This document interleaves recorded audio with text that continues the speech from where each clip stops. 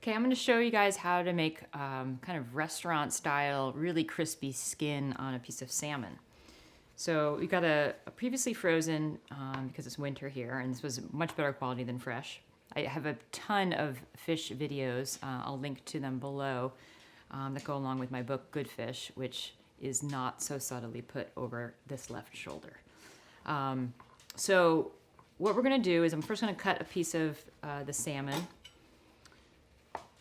about that big, and that's the piece that we're going to be cooking up today. And I want to show you what's most important to get a crispy skin. We want to have the skin be really, really dry, and we want the pan to be really, really hot.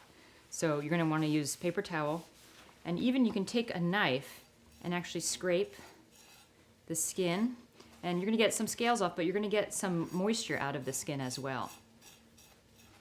So now this is ready. We're going to season it up and get it over in the pan, and I'll show you how to cook it to get a nice crispy skin. Okay, we're going to crisp up the skin now. You're going to add some oil. You probably want to use a higher heat oil so it doesn't smoke up. So like grapeseed, avocado oil is good. And we have our salmon. I'm going to add some salt to it. And you want to put it skin side down, and the pan should be really hot. Okay, at this point you want to use your fingers. You can use paper towel as sort of a protector.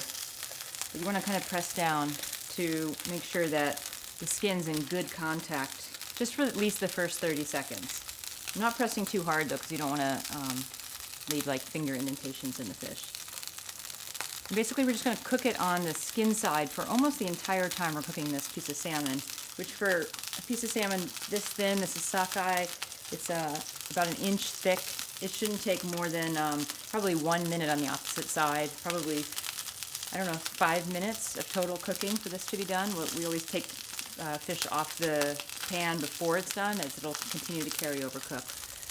And then you want to use either a fish spatula, I happen to have lost mine, or a regular spatula like this, and it's definitely not ready yet, but if you were wanting to check it, you would want to, I like to turn fish spatulas or this kind of spatula upside down, because this way it could go up into the fish, and this way you can actually get underneath it and release the fish. And we want to take a little peek at it, and then with your finger just give a little touch on it and see if it's crispy, and it's not quite there yet. Okay, we're going to give it a check now and see. I'm going to just tilt it up and then touch the bottom, and the bottom is nice and crispy. So at that point you can see that the cooking has come up almost halfway. We're just going to gently turn it over and cook it on its other side for a minute, probably even less than that.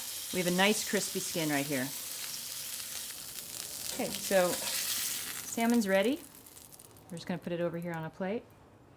You can add a little nice sea salt at the end, but this is nice and crunchy like a potato chip. So that's the finished fish.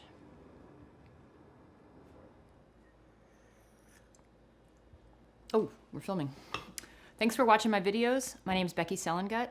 Really appreciate you hanging out here with me for a little while. Feel free to check out my website at www.beckyselengut.com, or either of my cookbooks I've written, Good Fish and Shroom, and I'm working on a new one called How to Taste. And what else can I tell you?